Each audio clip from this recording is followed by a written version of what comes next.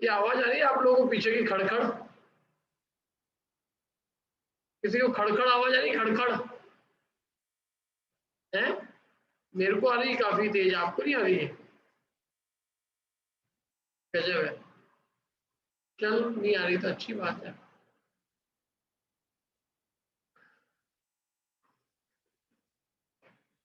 हाँ, वृहद द्रव्य संग्रह ग्रंथ अपना चल रहा है।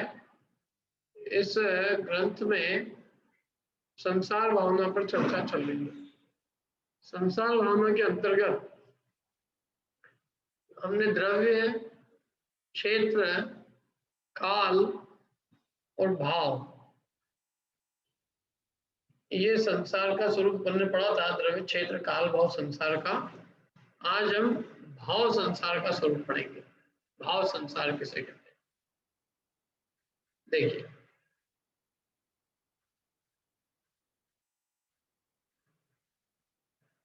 अब भाव संसार का कथन करते हैं। वह इस प्रकार है। सबसे जघन्य प्रकृति बंध तथा प्रदेश बंध के कारणभूत और उसके योग्य। कुछ कहना है अनिता जी? बोलिए। सर एक बार पूरा रिवाइज करवा दीजिएगा।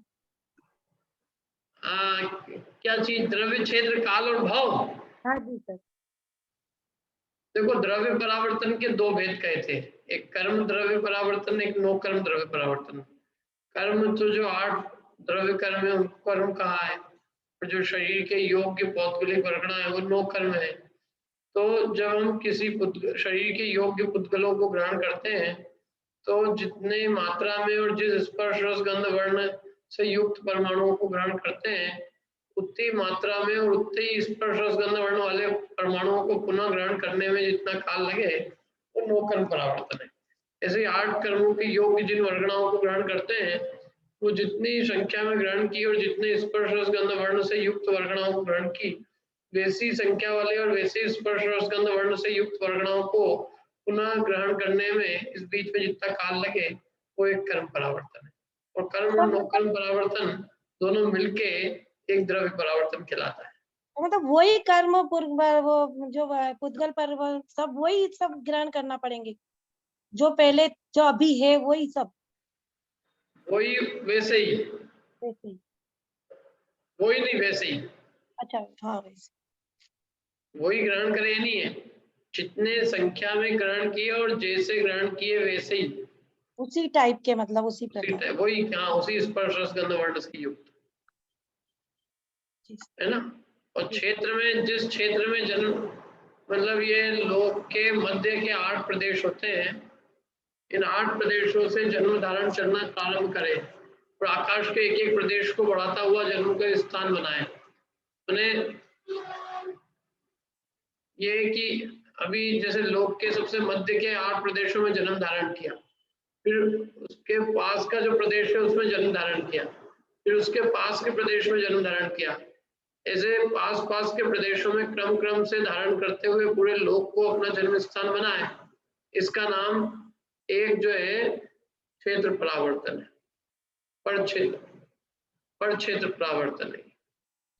तो स्वक्षेत्र परावर्तन में अपने शरीर की जो जघन्य अवगाना है वहां से प्रारंभ करके और जो उत्कृष्ट अवगाना है वहां तक क्रम क्रम से एक एक प्रदेश को बढ़ाते हुए धारण करे। मतलब अपनी अवगाना उसकी सबसे छोटी जो है सूक्ष्म निगोल लब्ध पर्याप्त तक की जघन्य अवगाना से प्रारंभ करके और एक एक प्रदेश की अवगाना बढ़ा बढ़ा के और महामत्स्य की जो सबसे उत्कृष्ट अवगाना है वहां तक वो क्रम से प्राप्त करे। इस समस्त में जितना काल लगेगा उसका नाम एक स्वक्षेत्र परावर्तन। काल ऐसा है कि उत्सर्पणी और अवसर्पणी के जो सबसे मतलब जितने समय है उन समयों में क्रम और क्रम से जन्म मरण करे, क्रम क्रम से। उत्सर्पणी के समस्त समयों में क्रम से जन्म करे, अवसर्पणी के समस्त समयों में क्रम से जन्म करे और उत्सर्पणी अवसर्पणी के समयों में क्रम क्रम से मरण करे। इस सब में जो लगने वाला काल है वो काल परावर्तन है। ऐसे भाव परावर्तन जो सबसे जघन्य आयु होती है चारों भावों की, उससे लेकर त्रियंश की जैसे सबसे जघन्य आयु है अंतर्मुहूर्त श्वास का 18वां भाग, उस जघन्य आयु के जितने समय है उतने बार तो वो जघन्य आयु को धारण करे और फिर क्रम क्रम से एक एक समय बढ़ाता हुआ जो त्रियंश की उत्कृष्ट आयु 3 पल्ले है उसको ग्रहण करे क्रम से, ये त्रियंश का भाव परावर्तन होगा। ऐसे ही मनुष्य की जगन्य आयु से उत्कृष्ट आयु तक वो जो है क्रम से एक समय बढ़ाते हुए धारण करे। देव नरक की जगन्य 10,000 वर्ष आयु है, 10,000 वर्ष से लेकर 33 सागर तक की आयु के 33 सागर तक की जो आयु है उसमें क्रम से एक समय बढ़ाते हुए धारण करे। और देव में भी जगन्य आयु जो 10,000 वर्ष है उससे प्रारंभ करके और उत्कृष्ट आयु देवों में मिथ्या दृष्टि के योग 31 सागर है, वहां तक वो क्रम से एक समय बढ़ाते हुए जन्म धारण करे। ये भाव परावर्तन, अब भाव परावर्तन पड़ रहा है। ये काल को बताया गया है, मतलब बताया जा रहा है कि कितनी साइकिलें हो गई अपनी, अपन कितने ने अपन ने सब काम कर लिया, अपन सब जगह जन्म धारण कर लिया है, सब भाव में सब आयु प्राप्त कर ली, अपन ने सब प्रकार के शरीर की अवगाहना प्राप्त कर ली, सब प्रकार के पुद्गल परमाणुओं को ग्रहण कर लिया, बचा कुछ भी नहीं है इस संसार, एक मोक्ष ही बचा है बस। कल ये सुन के तो एकदम थोड़ा सा वो होने लगा क्या लगा? हाथ पैरों में कंपन होने लगी कि बाप रे कितना काल, मतलब कैसे मनुष्य जन्म धारण करके अपन यहाँ तक आ गए और अभी तक कुछ कर ही नहीं रहे हैं, समझ में। हाँ, टीके लगा रहे हैं लोग, और क्या कर रहे हैं, कर तो रहे हैं।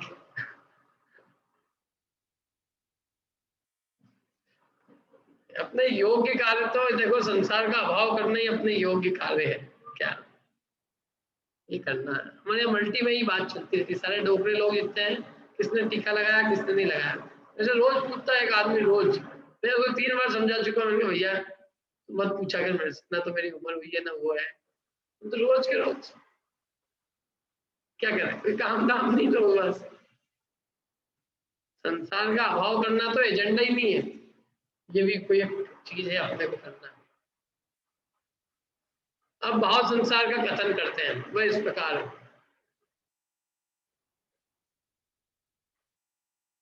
सबसे जघन्य प्रकृति बंध तथा प्रदेश बंध के कारणभूत और उसके योग्य श्रेणी के असंख्य भाव प्रमाण वृद्धि आदि रूप 4 स्थानों में कथित जो सर्व जघन्य मनोचिंत तथा काय के परिस्पंद है, वे सर्व जघन्य योग स्थान होते हैं।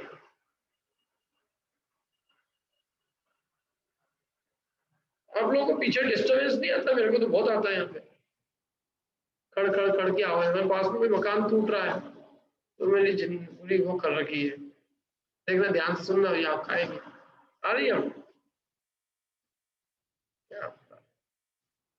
सबसे जघन्य, देखो क्या लिखा है, सबसे जघन्य प्रकृति बंध और सबसे जघन्य प्रदेश बंध। क्यों प्रदेश बंध का और प्रकृति बंध का कारण कौन है? प्रकृति बंध और प्रदेश बंध कैसे होता है? बोलो ममता जी। योग से। क्या बात है, योग से होता, सही बात। जोगा पैणी प्रदेशाट ठिधि अनुभागा कषाय दो होती, सीधी सीधी चक्कर बात।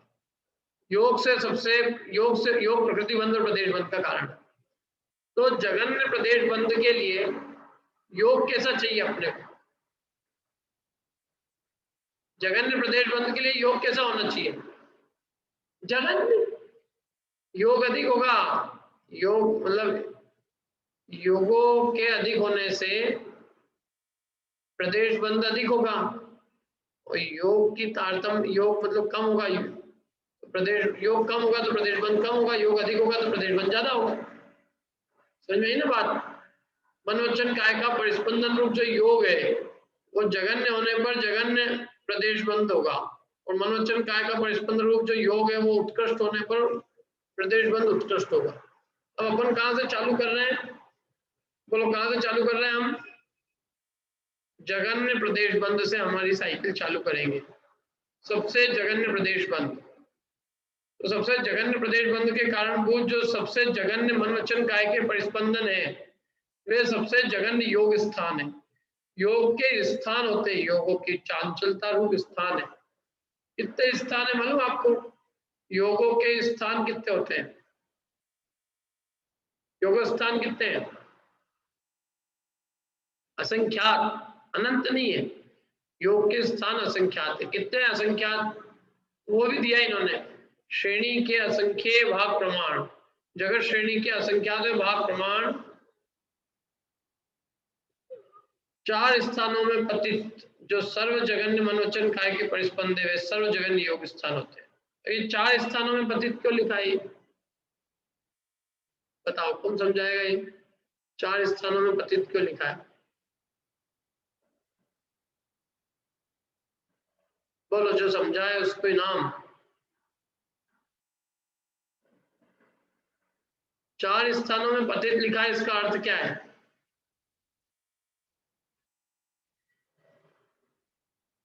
बोलिए अनिता जी। सर मेरे हिसाब से 4 कषाय होना चाहिए। नहीं नहीं, सही है वो, 4 स्थान तो सही है।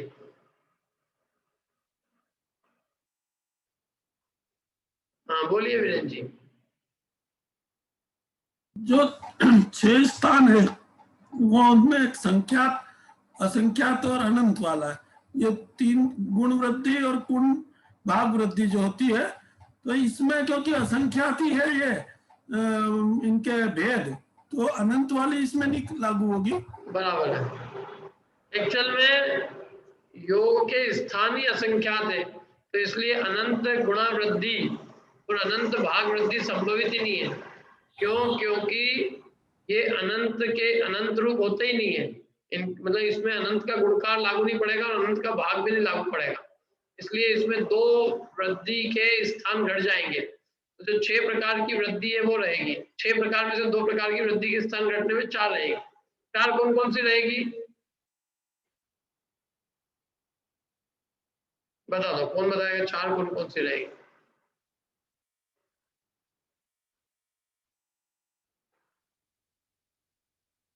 बोलो कीर्ति जी। संख्यात भाग वृद्धि, असंख्यात भाग वृद्धि, संख्यात गुणा वृद्धि, असंख्यात गुणा वृद्धि। हाँ, संख्यात भाग वृद्धि से लेकर असंख्यात गुण वृद्धि तक के 4 स्थान ही रहेंगे। ठीक है, तो ये 4 स्थानों में पतित कही, इसलिए 6 स्थानों में नहीं कही। यदि और कोई चीज होती, जैसे अभी वो बताएंगे कषाय के अध्यवसाय स्थान, तो कषाय के स्थान अनंत है, तो इसलिए उनमें कषायों के जो स्थान है उनमें अनंत भाग वृद्धि और अनंत गुण वृद्धि भी संभव है, इसलिए वे 6 स्थान पतित कहलाएंगे। क्या? जब कषायों की बात करेंगे तो 6 स्थान पतित हानि वृद्धि होगी। अनुभागों में भी 6 स्थान पतित हानि वृद्धि हो सकती है, लेकिन योग के स्थानों में अनंत गुणा वृद्धि और अनंत भाग वृद्धि नहीं होने के कारण 4 ही प्रकार की वृद्धि और हानि है, संख्यात, असंख्यात भाग वृद्धि और संख्यात असंख्यात गुण वृद्धि, ऐसे 4 वृद्धि है। समझ में आई? चले आगे। चलो, अब सबसे जघन्य जो प्रकृति बंध और प्रदेश बंध का कारणभूत और उसके योग्य जो श्रेणी के असंख्यात भाग प्रमाण, श्रेणी जगत श्रेणी जिसको कहते हैं ना, 7 राजू के एक जो पंक्ति होती है उसको जगत श्रेणी कहते हैं। 7 राजू लंबी आकाश के प्रदेशों की पंक्ति को जगत श्रेणी कहा जाता है। उस जगत श्रेणी के अंदर, उस जगत श्रेणी के असंख्यात भाग में जितने प्रदेश आएंगे उनकी जो संख्या है, उस संख्या रूप वृद्धि हानि रूप 4 स्थानों में, उन्हें 4 प्रकार की इसमें वृद्धि हानि होगी। 4 ही प्रकार की वृद्धि और 4 ही प्रकार की हानि है। ऐसे 4 प्रकारों में पतित वृद्धि हानि रूप 4 स्थानों में पतित जो सर्व जघन्य मनोवचन काय के परिस्पंदन है, वे सबसे जघन्य योग स्थान होते हैं। समझ में आया? ये सबसे जघन्य योग स्थान, जो सबसे जघन्य योग स्थान माने जो सबसे जघन्य मनोवचन काय का परिस्पंदन है, वो सबसे जघन्य योग स्थान है। और सबसे जघन्य योग स्थान से जो प्रकृति बंध और प्रदेश बंध होगा वो जघन्य होगा। इसी प्रकार सबसे अधिक प्रकृति बंध तथा प्रदेश बंध के निमित्त और उनके योग की श्रेणी के असंख्यात भाग प्रमाण 4 स्थानों में पतित जो सर्वोत्कृष्ट मनोवचन काय के व्यापार है, वे सर्वोत्कृष्ट योग स्थान होते हैं। जो सर्वोत्कृष्ट मनोवचन काय के परिस्पंदन रूप जो मतलब सर्वोत्कृष्ट मनोवचन काय का जो परिस्पंदन है, माने सर्वोत्कृष्ट जो मनोवचन काय का व्यापार है, उसको हम सर्वोत्कृष्ट योग स्थान कहेंगे। और उस सर्वोत्कृष्ट योग स्थान से जो प्रकृति और प्रदेश बंध होगा वो सर्वोत्कृष्ट होगा। इस प्रकार, इसी प्रकार सर्व जघन्य स्थिति बंध के कारण जो सर्व जगन्य कषायों के अध्यवसाय स्थान है वे भी उनके योग्य असंख्य लोक प्रमाण तथा वृद्धि आदि रूप षट स्थानों में पतित होते हैं।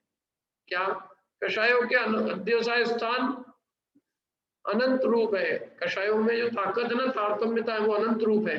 यद्यपि कषायों के स्थान तो असंख्यात लोक प्रमाण ही है, लेकिन कषायों की जो वृद्धि आदि है वो अनंत गुणा अनंत भाग रूप भी हो सकती है। इसलिए कषायों के स्थान षट स्थानों में पतित होते हैं। और जो सर्व स्थिति बंद, सर्व जगन्य स्थिति बंद कैसे होगी? सर्व जगन्य स्थिति बंद जब सर्व जगन्य कषाय अध्यवसाय स्थान होगा तो सर्व जगन्य स्थिति बंद होगा। समझ में आई बात? सर्व जगन्य कषाय अध्यवसाय स्थान से सर्व जगन्य स्थिति बंद होता है। एवं जो सर्वोत्कृष्ट कषायों के अध्यवसाय स्थान है वे भी असंख्य लोक प्रमाण और षट स्थानों में प्रतीत होते हैं। जो सर्वोत्कृष्ट कषाय का अध्यवसाय स्थान है वो भी असंख्यात लोक प्रमाण और षट स्थानों में पतित होंगे। जो मतलब कषायों के जो स्थान है वे भी षट स्थान पतित वृद्धि रूप से और असंख्यात लोक प्रमाण होते हैं। और अब जो कषाय का सर्वोत्कृष्ट स्थान है उससे जो स्थिति बंद होगा वो सर्वोत्कृष्ट होगा।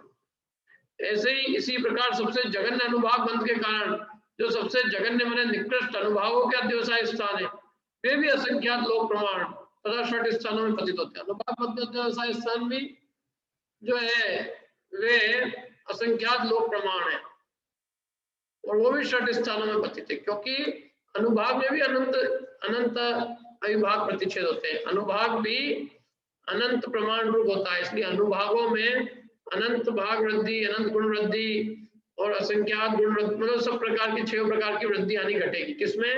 अनुभाग में। मैंने अनुभागों में भी षट स्थान पतित हानि वृद्धि होती है और अनुभाग असंख्यात लोक प्रमाण होते हैं। अनुभाग जो स्थान है वे असंख्यात लोक प्रमाण, असंख्यात लोक प्रमाण स्थान है और 6 प्रकार की हानि वृद्धि रूप इस 6 षट स्थान पतित हानि वृद्धि रूप स्थान, षट स्थान पतित वृद्धि हानि होती है। तथा इसी प्रकार सबसे उत्कृष्ट अनुभाग बंद के निमित्त भूत जो सर्वोत्कृष्ट अनुभाग के अध्यवसाय स्थान है उनको भी असंख्यात लोक प्रमाण और षट स्थानों में पतित जानना चाहिए। ठीक है, वे भी मतलब उत्कृष्ट अनुभाग अध्यवसाय स्थान जो है वो भी षट स्थान पतित हानि वृद्धि रूप है और वो भी असंख्यात लोक प्रमाण।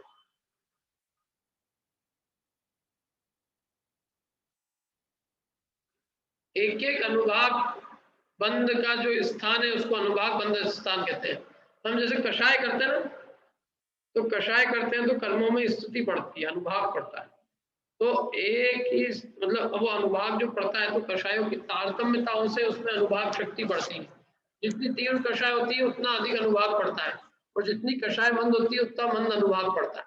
जैसे जितनी तीव्र कषाय होती है स्थिति उससे अधिक पड़ती है, जितनी मंद कषाय होती है उससे स्थिति सबसे कम पड़ती है। तो स्थिति अनुभाग बंद का हेतु जो है कषाय स्थान। हम एक्चुअल में हमको समझ में नहीं आती कि हमारे कषाय से क्या क्या काम हो रहा है, लेकिन ये सब कषाय से हमारे कर्मों की स्थिति अनुभाग बंद जो है पड़ते हैं। तो ये 3 चीजें बताइए आपको। कौन कौन सी 3 चीजें बताइए? 3 स्थान मैंने आपको बताया। कौन कौन से स्थान बताओ? 3 प्रकार के स्थान की बात करी अभी अपन ने। कौन कौन से 3 प्रकार के स्थानों की चर्चा करी?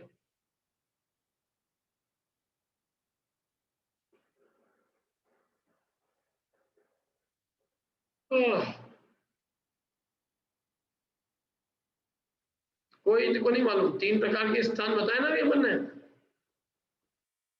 अरे समता जी 3 प्रकार के स्थान बताए ना? थोड़ा कठिन पड़ रहा है। हाँ, कौन बताएगा ये? बोलिए माला अभी।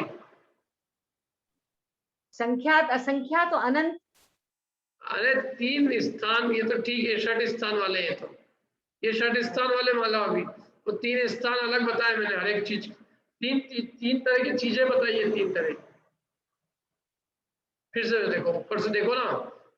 सबसे जघन्य प्रकृति बंध और प्रदेश बंध के कारण भूत जो सर्व जघन्य योग स्थान है, फिर सर्व जघन्य कषाय स्थान है, फिर सर्व जघन्य अनुभाग अध्यवसाय स्थान है। तो योग स्थान, कषाय स्थान और अनुभाग अध्यवसाय स्थान, ऐसे 3 प्रकार के स्थान है। समझ में आई बात? 3 स्थान कौन कौन से गए? योग स्थान, कषाय स्थान और अनुभाग अध्यवसाय स्थान। योग मनोवचन काय की चंचलता रूप है, तारतम्यता रूप, और कषाय स्थान कषाय रूप परिणाम है, और ये अनुभाग स्थान क्या है? तो जिन अनुभागों के जो अध्यवसाय स्थान है वो क्या है एक्चुअल में कि एक तो कषाय से स्थिति बन रही है और एक ही स्थिति में अनेक प्रकार के अनुभाग पड़ते हैं। जैसे स्थिति एक ही है कषाय की और अनुभाग में जो तारतम्यता आ रही है, तो इसलिए एक कषाय स्थिति स्थान से अनेक अनुभाग अध्यवसाय स्थान पढ़ सकते हैं। तो वो अनुभाग अध्यवसाय स्थान इसलिए अलग लिए, मैंने जिन परिणामों से कर्मों का अनुभाग में तारतम्यता आवे वो अनुभाग अध्यवसाय स्थान, और जिन परिणामों से कर्मों की स्थिति में तारतम्यता आए वो कषाय अध्यवसाय स्थान का।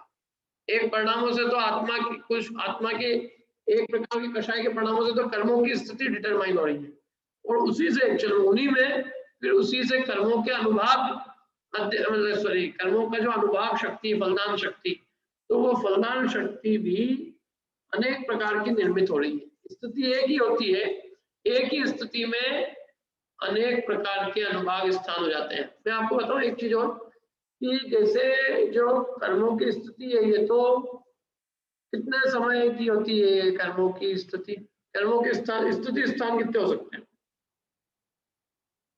भाई? जघन्य कर्म जो बंध है उससे लेकर जो उत्कृष्ट कर्म की जो बंध होता है, जैसे जघन्य कर्म बंध होता है मिथ्यात्व का अंतर्गुणत का, और मिथ्यात्व का उत्कृष्ट स्थिति बंध है 70 गुणागुणी सागर। तो जघन्य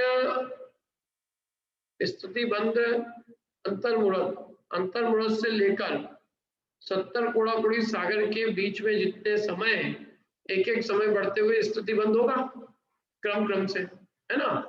अब समय जो है अंतर्मुढ़ से लेकर 70 गुणागुणी सागर के बीच में बहुत थोड़े से असंख्यात ही है, लेकिन अब एक ही स्थिति में कर्मों की स्थिति बढ़ेगी एक ही।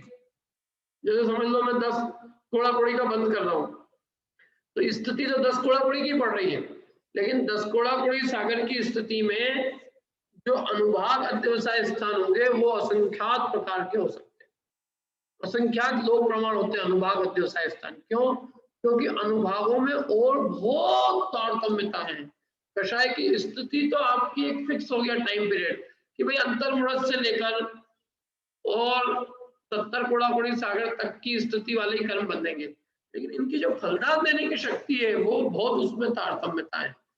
टाइम ड्यूरेशन तो फिक्स हो गई, चलो 70 कोड़ाकोड़ी तक के फल देगा अंतर्मुढ़ से लेकर, लेकिन अब वो जो फलदान देने की शक्ति है तो एक एक स्थिति के अंदर असंख्यात अनुभाग अध्यवसाय स्थान होते हैं।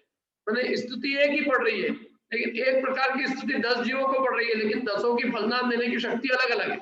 सब 10 कोड़ाकोड़ी बांध रहे हैं, लेकिन किसी को वही 10 कोड़ाकोड़ी में तीव्र अनुभाग का बंध हो रहा है, किसी को 10 कोड़ाकोड़ी में कम अनुभाग का बंध हो रहा है, किसी को मध्यम अनुभाग का बंध हो रहा है। जैसे अनुभाग बंध स्थानों की तारतम्यता बहुत है। सबसे कम योग स्थान होते हैं क्योंकि वे असंख्यात ही है, उससे ज्यादा कषाय अध्यवसाय स्थान होते हैं क्योंकि वे अनंत है, असंख्यात लोक प्रमाण है, और उससे भी ज्यादा अनुभाग अध्यवसाय स्थान होते हैं जो और कषाय स्थिति स्थानों से भी असंख्यात गुने।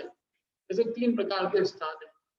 अब ये क्या है, हम जो योग कर रहे हैं योग से इतना फर्क नहीं पड़ता है, योग से तो केवल प्रकृति प्रदेश बंद होता है, परमाणुओं की संख्या निश्चित होती है कितने परमाणु बनेंगे, लेकिन ये जो मेन चीज है ना इसके अंदर वो कषाय रूप परिणाम है जिनसे स्थिति और अनुभाग बनता है। क्योंकि वो हम यदि तीव्र करते हैं तो हमारी स्थिति भी खूब बढ़ती है और अनुभाग भी बंद तीव्र होता है। समझ में आ रहा है कुछ? थोड़ा बहुत तो आ रहा होगा, नहीं आ रहा है तो नहीं आए वो पूछ लो। हाँ तो ये जैसे स्थिति का ऐसा भी ले सकते हैं ना कि जैसे देव पर्याय में 10,000 वर्ष और नरक पर्याय की 10,000 वर्ष, स्थिति तो सेम भाग में, परंतु उसका अनुभाग अलग अलग आ रहा है, ऐसे ही है। बराबर है, सही है बिल्कुल। 10 सागर की आयु की स्थिति में संबंधी है, लेकिन अनुभाग में बहुत तारतम्यता है। एक जैसी मनुष्य आयु भोग रहे हैं हम सब लोग, लगभग थोड़ी बहुत अंतर है, लेकिन फिर भी हमारे मनुष्य आयु के अनुभाग में तारतम्यता कितनी प्रकार की, बहुत प्रकार की। तो ये सब अनुभाग की तारतम्यता बहुत होती है, स्थिति तो कम होती है। स्थिति तो क्या है, उत्तर कोड़ाकुड़ी सागर तक के समय जितने उतने ही स्थान बनेंगे, ज्यादा बनाएंगे कहाँ से, लेकिन अनुभाग के स्थान बहुत बन सकते हैं, क्योंकि फलदान प्रकार कर्मों की बहुत प्रकार की फलदान शक्ति है, अनुभाग शक्ति अद्भुत है। क्या समझ में आया? ये तो ये हो गया एक। तो ये अब देखो 3 प्रकार के स्थान हो गए, और 3 ही प्रकार के स्थान सबसे जघन्य भी होते हैं। हाँ बोलिए। सर तो स्थिति और अनुभाग दोनों के बंध का कारण कषाई है, तो उसमें डिफरेंस कैसे पड़ेगा कि किस कौन से मतलब कषाय के कौन से परिणाम से इतनी स्थिति के साथ ऐसा अनुभाग बंद होगा, ये कैसे वो एक असंख्यात स्थानों का स्थिति बंद एक ही होता है। असंख्यात स्थान होते हैं जैसे कषाय के, एक ही स्थिति बंधेगी, लेकिन अनुभाग में अलग अलग पड़ेगा। क्योंकि जैसे निगोदिया या एक केंद्रीय जीव है तो सबको मिथ्यात्व एक लिमिटेड ही रहता है कि उतना ही बनता है। नहीं, अनुभाग की तीव्रता तारतम्यता है ना, उनमें स्थिति भले ही लगभग सेम हो, लेकिन अनुभाग की तारतम्यता उनमें भी अपने अपने योग बहुत प्रकार की है। अनेक कषायों के स्थान का एक ही स्थिति बंद होता है, ये ध्यान रखना फार्मूला। अनेक कषायों के स्थान तो अनेक है, कषाय अनेक प्रकार की है, और उनसे एक ही प्रकार का स्थिति बंद हो सकता है, क्योंकि कषाय स्थान असंख्यात लोक प्रमाण है, और स्थिति बंद अध्यवसाय स्थान जो है सागरों प्रमाण ही है। तो असंख्यात लोक प्रमाण से सागर की स्थिति बंधेगी, तो असंख्यात इसका मतलब है कि बहुत सारे स्थानों को, बहुत सारे कषाय रूप स्थानों से एक प्रकार की स्थिति बंधेगी। मैंने एक ही 10 कोड़ापुरी सागर की स्थिति को बांधने के परिणाम असंख्यात लोक प्रमाण हो सकते हैं। सर ऐसा मतलब समझना पड़ेगा कि जैसे 1 से लगा के 10 तक जो जिसने कषाय की उनकी स्थिति समझ लो कि जैसे एक 10 कोड़ा-कोड़ी बननी है तो 1 से 10 की इतनी, और लेकिन 1 से 10 का जो अनुभाग है वो सबका डिफरेंट है, एक का अलग, 2 का अलग, 3 का अलग। हाँ वही है, वो उसको कांडक कहते हैं। कांडक, एक एक कांडक के अंदर स्थिति एक सी बनती है, लेकिन उनके अनुभागों में अंतर पड़ता है। ठीक है सर, हो गया, ठीक है।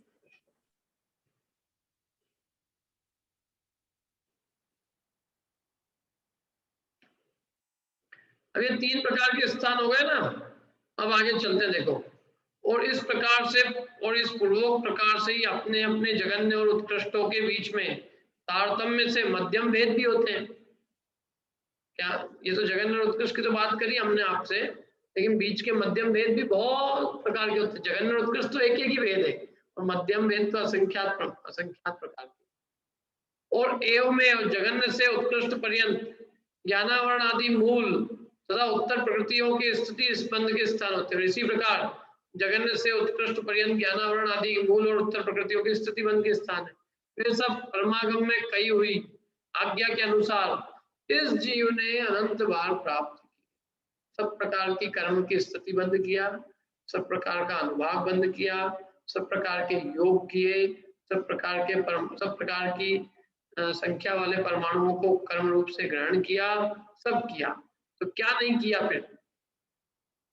परंतु पूर्वोक्त संपूर्ण प्रकृति बंध आदि के सद्भाव के नाश के कारण जो विशुद्ध ज्ञान दर्शन स्वभाव का धारक निज परमात्म तत्व है, उसके सम्यक श्रद्धान ज्ञान और चारित्र रूप जो सम्यक दर्शन ज्ञान चारित्र है, उन्हीं को इस जीव ने प्राप्त नहीं किए। इस प्रकार भाव संसार का स्वरूप। ये कहना चाहते हैं सब प्रकार के परिणाम जीव ने अनंत बार प्राप्त किए। शुभाशुभ सब तरह के परिणाम। क्या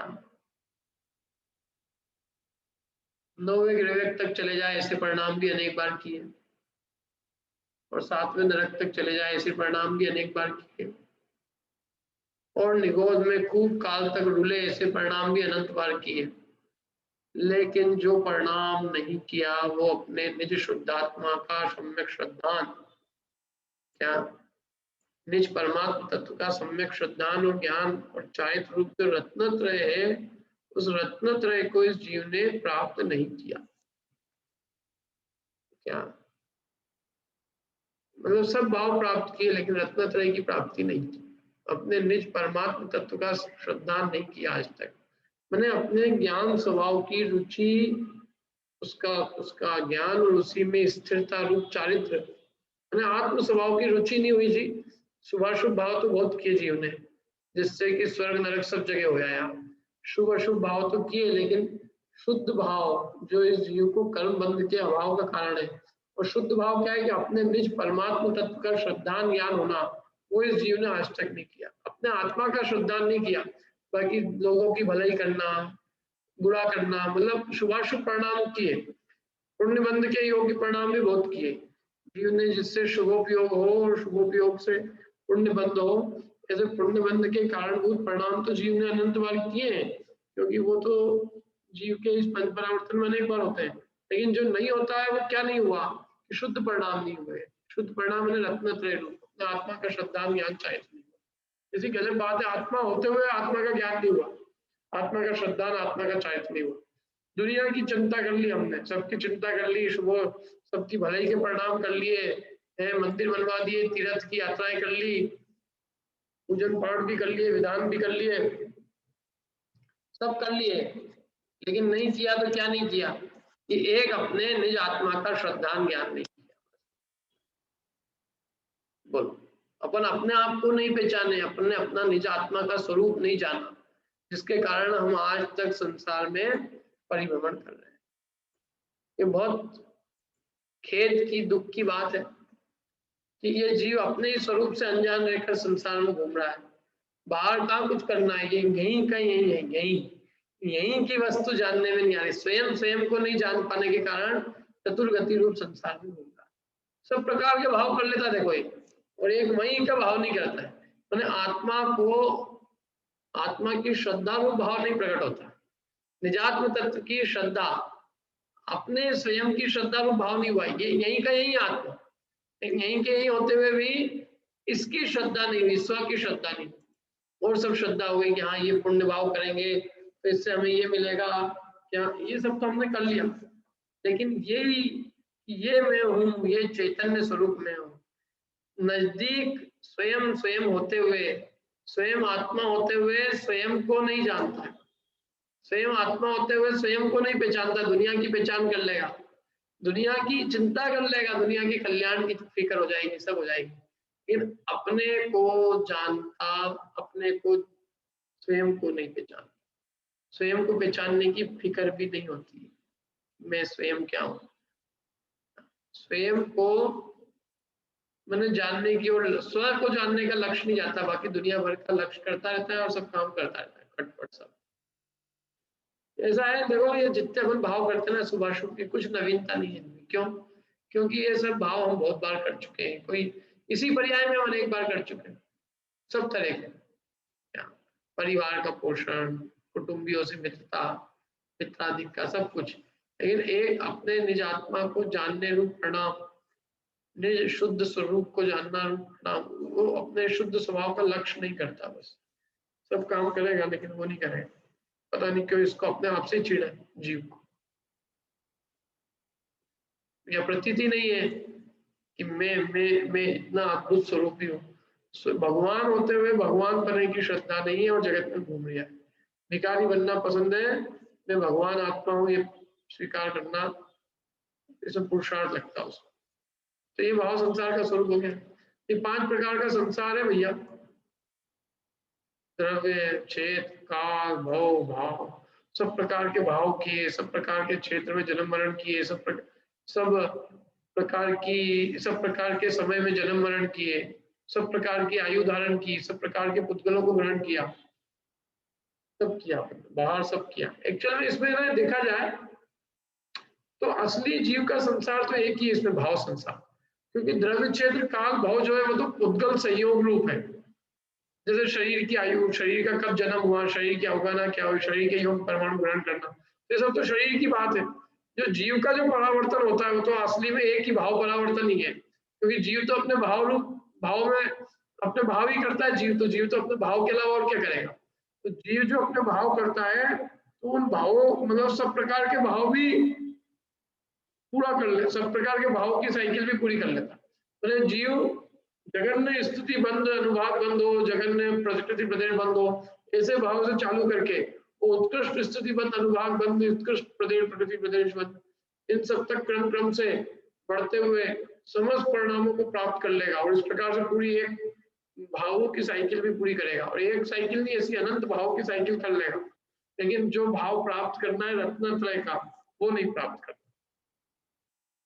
इस प्रकार ये भाव संसार का स्वरूप समझ में आया।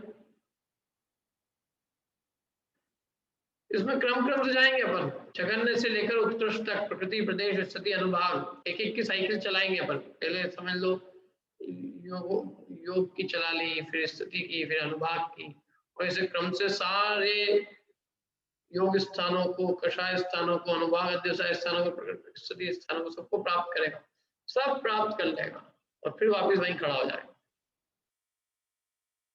बोलिए। जैसे जीव को कर्म का संयोग तो अनादि से है।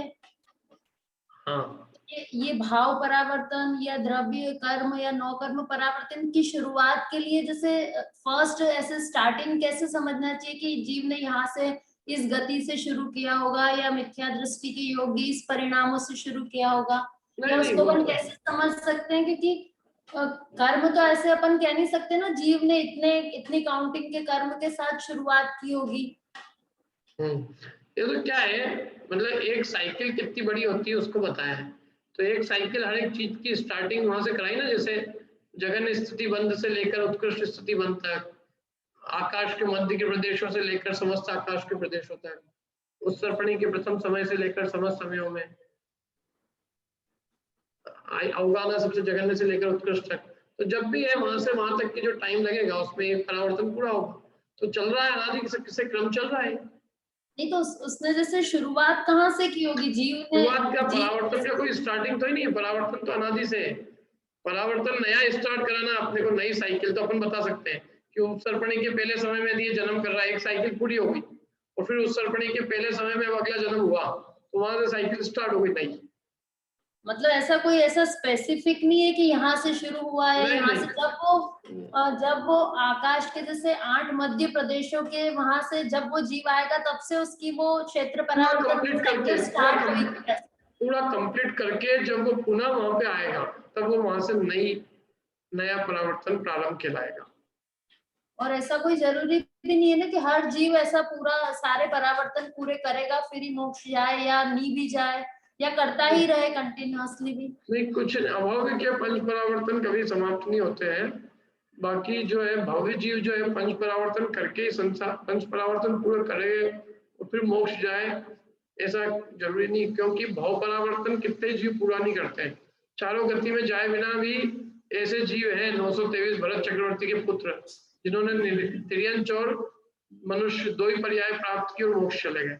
तो उनके नरक का भाव परावर्तन और देव का भाव परावर्तन का हुआ?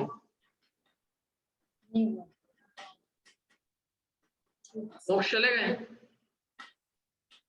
ठीक है सर। और अवगाना भी सब प्रकार की प्राप्ति नहीं की उन्होंने शरीर की, महामत से बने ही नहीं, निगोद में ही रहे और फिर गिंजा ही बने और फिर मनुष्य बन गए। तो ये भी नहीं हुआ। हाँ, क्षेत्र में सारे आकाश के प्रदेशों में जरूर उन्होंने जन्म मरण किया, काल में उत्सर्पणी के सब समयों में जरूर क्रम से जन्म मरण किया। भाव पूरा नहीं किया, और भाव भी उन्होंने पूरा इसलिए नहीं किया क्योंकि उत्कृष्ट स्थिति बंध के योग परिणाम पंचेंद्रीय संगी को ही होते हैं। तो पंचेंद्रीय संगी की पर्याय उन्होंने पूर्ण में प्राप्ति नहीं की, पहली बार के बाद ही मोक्ष चले गए। हाँ, इसलिए भाव परावर्तन ही पूरा नहीं हुआ। तो इतने कम में भी जा सकता है, कोई पंच परावर्तन करे ही जरूरी नहीं है। ये तो संसार बता रहे हैं कि संसार में घूमे तो क्या होता है, ये साइकिलें चलती है बस संसार में, वही चीजें करते रहते हैं। अपन संसार में बैठ के क्या कर रहे हैं, वही रोज। जैसे अब हम यहाँ समझ लो मनुष्य में है, हम यही है तो हम क्या करेंगे, रोज वही करेंगे। सुबह उठेंगे, फिर सबके अपने अलग अलग एक रूटीन होता है हर आदमी का, क्या जिसका जो भी रूटीन है, मैं वो नहीं कहूँगा किसका क्या है, जिसका जो रूटीन है सुबह उठेंगे तो पूरा करते हैं। सुबह से जागने से लेके सोने तक का ऐसी पूरी एक साइकिल चलती रहती है। कब तक, जब तक जिंदा रहते करते हैं। ऐसे जन्म मरण की साइकिलें चलती रहती है। कब तक, जब तक संसार में है तब से बस कभी इधर से उधर, कभी यहाँ गति, कभी वहां गति, कभी यहाँ गए, कभी वहां गए, कभी वहां गए, कभी वहां चले गए। क्या करें, जैसे आदमी रिटायर हो जाते हैं, धर्म ध्यान में मन नहीं लगता है, तो कभी इस बेटे के पास गए, फिर उसने 10 गाली सुनाई तो फिर उसके यहाँ से आ गए, फिर उस बेटी के फिर उसने भी सुनाई तो वहां से भी आ गए। वहां से क्या करें, थपेड़े खाता रहता आदमी। अपना उपयोग नहीं लगे और इधर उधर जाएगा ना जीव, धक्के ही खाएगा। और अपना उपयोग अपने में लगा दे तो कोई धक्के की हमको किसी के पास जाना ही नहीं, वो हमको हाथ जोड़ जोड़ के बुलाए, अरे आ जाओ आ जाओ आ जाओ। क्या क्या करेगा जीव? तो एक तो क्या है, जीव को पास में इतना बड़ा काम है लेकिन उसको लगता है मैं फ्री हूँ। फ्री कैसे? तेरे पास संसार का भाव कर लिया क्या तूने? अभी ये पर्याय में तो फिर भी एक अवसर है, अभी यहाँ से चले जाएंगे ना तो ये कुछ भी अवसर नहीं रहेगा पढ़ने का। ये पंच परावर्तन ऐसे चलेंगे ऑटोमेटिक, कोई ऐसा प्रवाह चलेगा संसार क्रम का, इतना तेज पानी का प्रवाह होता है ना जैसे, इसमें कोई तैरने का अवसर ही नहीं है, ऐसी स्थिति होगी। ये बहुत खतरनाक है ये पांच परावर्तन, समझ लो आप ना। तो अभी अनिता जी ने कहा था रोंगटे खड़े हो जाए, सही बात है। क्या एक बार भी कोई समझ ले इसको तो उसको संसार से रियल भय तो उत्पन्न होना ही चाहिए, और सही समझेगा तो होगा ही। कितना लंबा संसार आप देखो, तो इसमें कहाँ एक बेचारी मनुष्य बढ़िया है, छोटी सी एक अवसर मिला है एक्चुअल में उसको बस। जैसे अंधेरे में सुई गिर गई और अब मिलना मुश्किल है, लेकिन एक सेकंड के लिए बस ट्यूबलाइट, एक सेकंड के लिए बिजली चमकी, देख ले तो देख ले, और नहीं दिखे तो फिर वापस से वैसे ही अंधेरा होना है, ऐसी स्थिति है। दुख लोग है, संसार बहुत भयानक है। इस संसार से भयभीत बड़े बड़े महापुरुष हुए, फिर तो उन्होंने लिखा टोडरमल जी ने कि जिस संसार भय से तीर्थंकर आदि महापुरुष डरे और ये जीव संसार से भय नहीं खाता, तो ये पता नहीं कौन सी जाति का पहलवान है भैया। मां सुबह आदमी है पहलवान, दारा सिंह कहीं लगते इसके आगे। ठीक है, चलो पढ़ते हैं आगे अपन इस पूर्वक प्रकार से।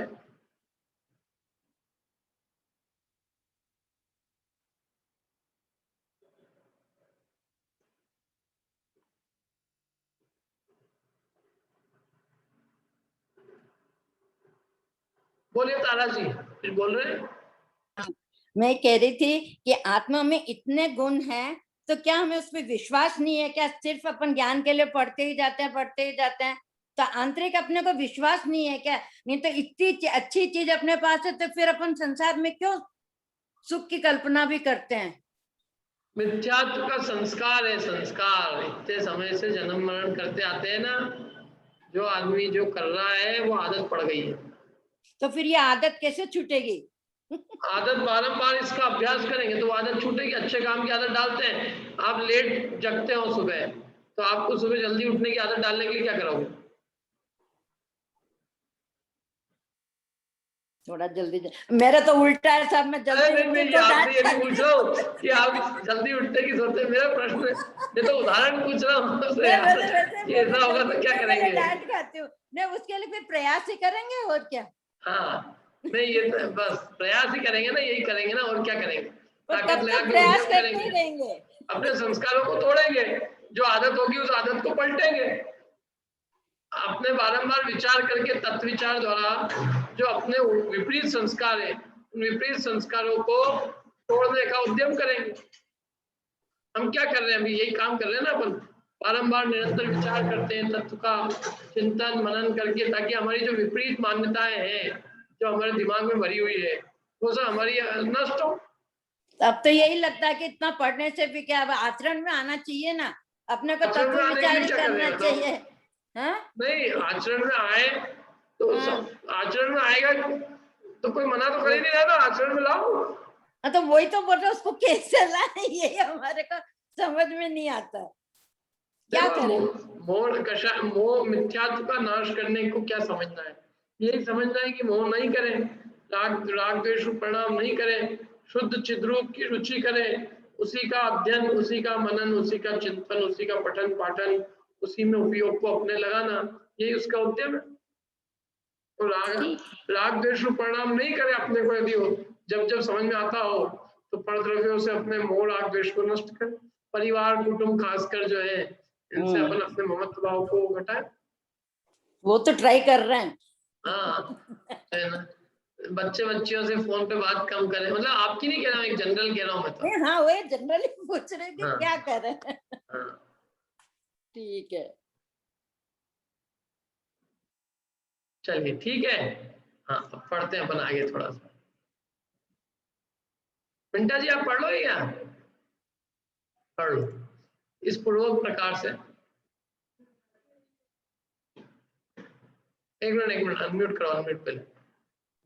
हाँ इस पूर्वोक्त प्रकार से द्रव्य, क्षेत्र, काल, भव और भाव रूप जो 5 प्रकार का संसार है, उसको भावते हुए इस जीव के संसार से हटाने का कारण जो निशुद्ध आत्मा का ज्ञान है, उसका नाश करने वाले और संसार की वृद्धि के कारणभूत ऐसे जो मिथ्यात्व, अविरति, प्रमाद, कषाय और योग हैं, उनमें परिणाम नहीं होता है, किंतु वह जीव संसार से अतीत नहीं होने वाला जो सुख है, उसके आस्वाद में रत अर्थात तत्पर होकर निज शुद्ध आत्मा के ज्ञान के बल से संसार को नष्ट करने वाला जो निज निरंजन परमात्मा है, उसी में भावना करता है। हाँ और देखो क्या कहा देखो कितना बढ़िया कहा यहाँ पे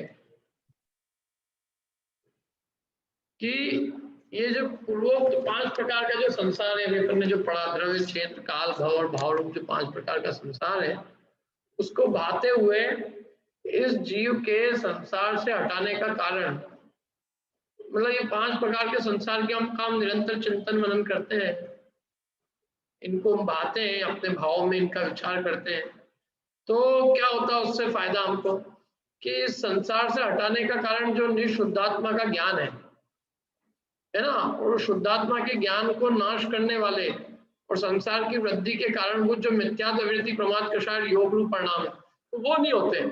माने इन 5 प्रकार के संसार को भाने से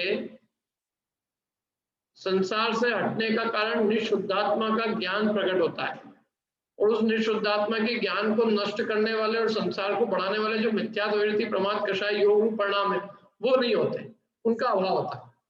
क्या? तो फिर ये जीव जो है संसार से अतीत, संसारातीत जो सुख है, माने आत्मिक सुख, इंद्रियातीत सुख, अतीन्द्रिय सुख, संसारातीत सुख, उसके स्वाद में रत होकर, तत्पर होकर और निज शुद्धात्मा के ज्ञान के बल से संसार को नष्ट करने वाला जो निज निरंजन परमात्मा है, उसी में भावना करता है। क्या करता है जीव? निज शुद्धात्मा के ज्ञान के बल से संसार को नष्ट करने वाला जो निज निरंजन परमात्मा है, उसमें भावना करता है। ये 5 प्रकार के संसार को जानकर, पंच परावर्तन को जानकर निज निरंजन परमात्मा में भावना करता है, और जैसे परमात्मा को भाता है और इसके पश्चात जैसे परमात्मा को भावता है, वैसे ही परमात्मा को प्राप्त होके संसार से विलक्षण जो मोक्ष है, उसमें अनंत काल निवास करता है। जैसे परमात्मा की भावना भाता है, वैसे ही परमात्मा बन जाता है, और परमात्मा बनके, परमात्मा होके जो मोक्ष है संसार से, जो कि विलक्षण ऐसा मोक्ष, उसमें कब तक? अनंत काल तक निवास करता है। मोक्ष में अनंत काल तक निवास करता है, वहां मरने का कोई काम ही नहीं, देह ही नहीं है, न जन्म है न मरण है, स्थित रहता है सदा अपने नित्य निरंजन चित स्वरूप में। उसके अभाव का होने का कोई कारण ही नहीं। संसार में नाना प्रकार के विभाव भाव होते हैं, इसलिए अपनी चंचलता, देहादि की स्थिति, जन्म जरा मरण, परिवर्तन, ये सब यहाँ होते हैं, इसलिए यहाँ स्थिरता नहीं होती। और जो मोक्ष है वो स्थिर रूप स्थान है, वहाँ कोई परावर्तन नहीं। द्रव्य, क्षेत्र, काल, भव, भाव, 5 प्रकार का परावर्तन नहीं, स्थिर अवस्था है। दुख का कोई नाम निशान नहीं, दुख का कारण ही नहीं। संसार जन्म जरा मरण रूप कोई अवस्था ही नहीं हो, मोह राग द्वेष परिणाम नहीं, आकुलता नहीं, कषाय नहीं, उल्टी मान्यता नहीं, देह नहीं है, कुछ नहीं है। दुख का क्या कारण है बताओ? मोक्ष किसको अच्छा नहीं लगता है? पूर्वी आई नहीं आई? पूर्वी, हाँ बोल सकते हो क्या? नहीं। हाँ सर, मतलब मोक्ष तो अच्छा ही लगता है, लेकिन जैसे मतलब कंपैरिजन करें ना अपन, तो कई बार समझ ही नहीं आता कि मोक्ष क्या चीज होगी।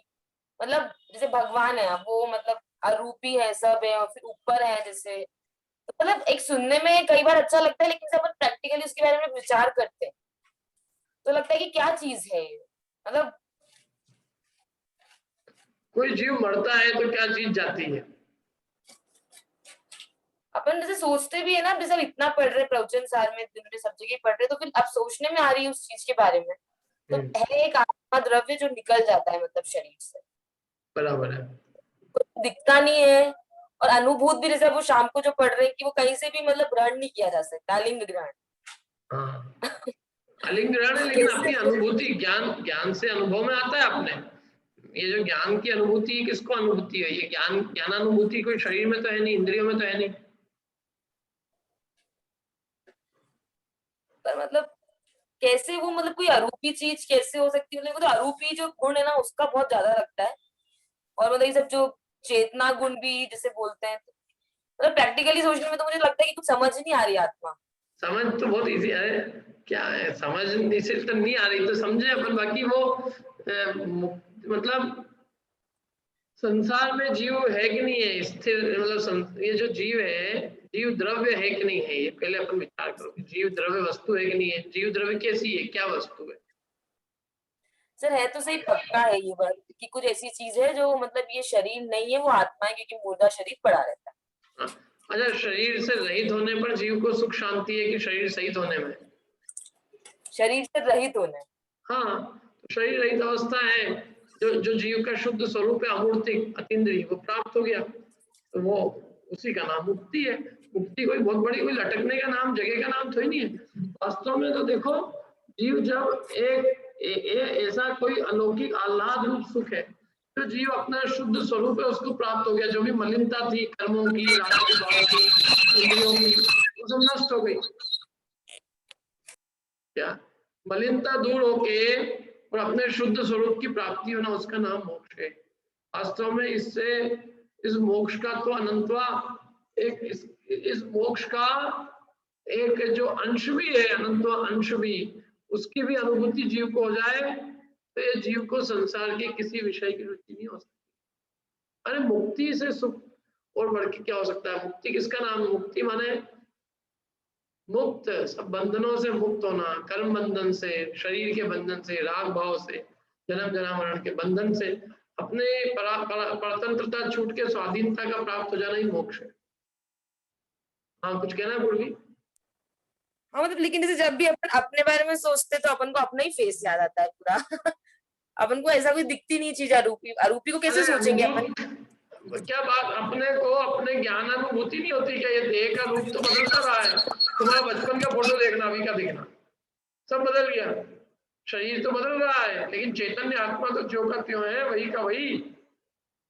देह की अवस्था तो बदलती रहती है। तो अपना फोटो क्या है? वो तो पुद्गल का शरीर है, पौद्गलिक वस्तु, जिसके स्पर्श रस गंध वर्ण रूप नाना अवस्था होती है।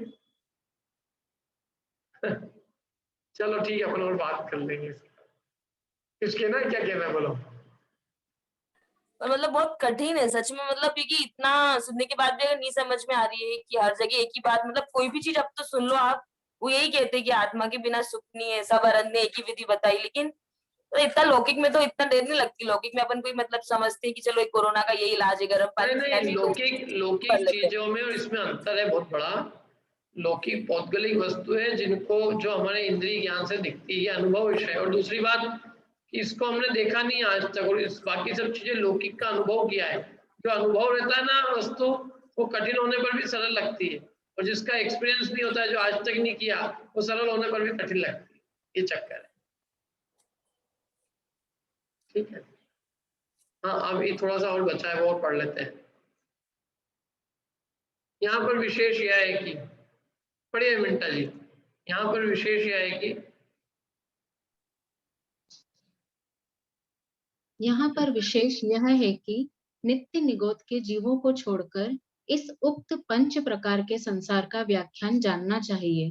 अर्थात नित्य निगोद जीव इस पंच प्रकार के संसार में परिभ्रमण नहीं करते हैं, क्योंकि नित्य निगोदवर्ती जो जीव हैं, उनके 3 काल में भी त्रस्ता अर्थात बेइंद्रिय पने के आदि का धारण करना नहीं है।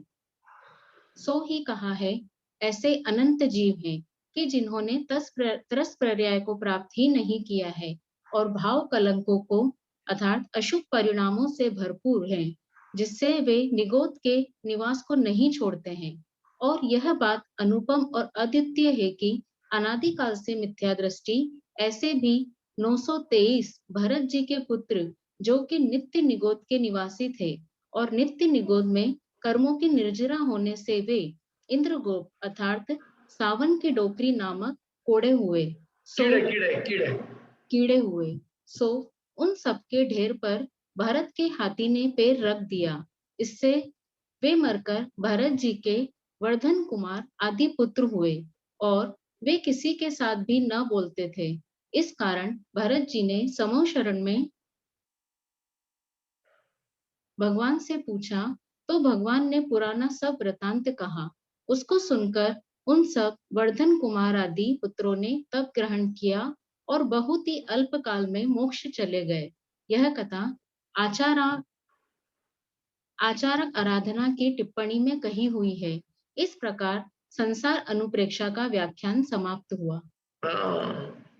माने ये नित्य निगोदिया जो जीव है इनके पंच परावर्तन नहीं होते। क्यों? क्योंकि ये कभी तरस ही नहीं बनते हैं, तो पंच परावर्तन कैसे होंगे? दूसरी गति में ही नहीं जाते हैं। जब एक ही गति में है तो भव परावर्तन कहाँ से होगा? लेकिन अब ये एक बहुत एक्सेप्शन है कि ये जो 223 भरत जी के जो पुत्र मोक्ष गए, ये पहले अनादि से मिथ्या दृष्टि थे, निगोद में थे और नित्य निगोद में इन्होंने ऐसी कोई कर्मों की कोई निर्जरा की अद्भुत, ये सीधे एक इंद्रगोप के कीड़े हुए और इंद्रगोप के कीड़े के बाद में भरत जी के पुत्र रूप में हुए। और चूंकि इनका बोलने का अभ्यास ही नहीं था, जब पूर्वी पहले बोले ही नहीं थे, कभी इनको बोलना ही नहीं आता था, इसलिए बोले ही नहीं। भरत चक्रवर्ती ने पूछा समोषण में आदिनाथ भगवान से कि ये बोलते क्यों नहीं है? बोले इन्होंने आज तक बोला ही नहीं, इसलिए बोलना जानते ही नहीं है। और फिर उन्होंने केवल बोला तो इतना बोला कि हे प्रभु हमें दीक्षा दे दीजिए, और उन्होंने दीक्षा धारण की और उसी भाव से सब मोक्ष चले गए। तो इनका संसार कहाँ रहा पंच परावर्तन? क्या बस 3 प्रकार की पर्याय प्राप्त की उन्होंने, नित्य निगोद, एक तो निगोद, एक इंद्रगोप कीड़े और एक मनुष्य, और 3 भाव। उसके पहले वो निगोद में घूमता रहे बहुत समय तक। ऐसे भी जीव, ये सब कोई अद्भुत आश्चर्यकारी बात है, क्योंकि ये कोई जनरल, ये एक्सेप्शनल बात है। क्या इस प्रकार ये संसार अनुप्रेक्षा का अपना व्याख्यान समाप्त हुआ। प्रश्न तो